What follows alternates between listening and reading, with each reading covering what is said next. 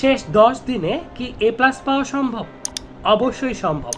HSC 25 batch তোমাদেরকেই বলছি, ধরো তোমাদের যে সাবজেক্টগুলো রয়েছে সেগুলোর মধ্যে বাংলা প্রথম পত্র, বাংলা দ্বিতীয় পত্র মিলে বাংলা, এই বাংলায় তোমরা যদি এ প্লাস পাও এবং আইসিটিতে এ প্লাস পাও, পাশাপাশি তোমাদের যেই গ্রুপ ভিত্তিক সাবজেক্টগুলো রয়েছে, সায়েন্সের জন্য আলাদা আলাদা সাবজেক্ট থাকে, আর্টসের জন্য আলাদা এবং কি কমার্সের জন্য আলাদা, সেই গ্রুপ সাবজেক্টগুলোর মধ্যে যে কোনো দুটিতে এ প্লাস তোমাদের থাকে, তাহলে কিন্তু তোমরা খুব সহজেই এ প্লাস সামগ্রিকভাবে সুনিশ্চিত করতে পারবে।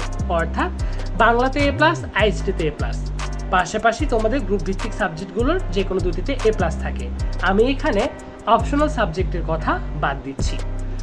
এখন আমি যদি বলি বাংলাতে এ প্লাস পাওয়া কেন সহজ, কারণ বাংলায় তুমি চাইলেই এ প্লাস পেতে পারো, তোমার হাতের লেখা ভালো হতে হবে, পাশাপাশি বাংলা যেহেতু বিভিন্ন সাবজেক্টের তুলনায় একটু সহজ মনে করা হয়, তবে আমরা জানি বাংলাতেই তোমরা এ প্লাসটা মিস করো।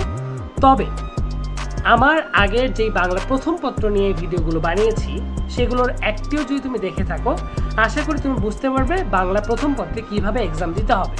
আর বাংলা দ্বিতীয় পত্র নিয়ে আমি সামনেই তোমাদের সাজেশন দিব, বলতে পারো একদম হট সাজেশন, কারণ আজকে আমি রাতের ট্রেনে ঢাকা যাচ্ছি, তার মানে আমি আগামীকাল থেকেই তোমাদের স্মার্ট বোর্ডে আরও বেটার ওয়েতে তোমাদেরকে ক্লাসগুলো নিতে পারবো, বা এই যে ভিডিওগুলো করছি যেগুলো তোমাদের উপকারের জন্য সেগুলো তোমাদের দিতে পারবো। তো আলটিমেটলি শেষ 10 দিন তোমার জীবনের শ্রেষ্ঠ সময় হতে হবে, তোমার জীবনের সবচেয়ে গুরুত্বপূর্ণ সময় হতে হবে। এই সময়টাতে তোমাদের বাপ মা চাচা ভাই আত্মীয় স্বজন সব কিছু বাদ দিয়ে শুধুমাত্র পড়াশোনা করো। পড়াশোনার বিকল্প কিছুই নাই। এখন নতুন করে কোনো কিছু টপিক তোমরা ধরতে যেও না, এতে করে তোমাদের আগের যে টপিকগুলো পড়েছো সেগুলোই ভুলে যাবে। আর সবচেয়ে বড় কথা, মাথা ঠান্ডা রাখতে হবে, এবং কি বিশেষ করে ওই পরীক্ষার হলের যেই সময়টা তোমরা এক্সাম দিবে, নার্ভ কন্ট্রোল রাখতে হবে।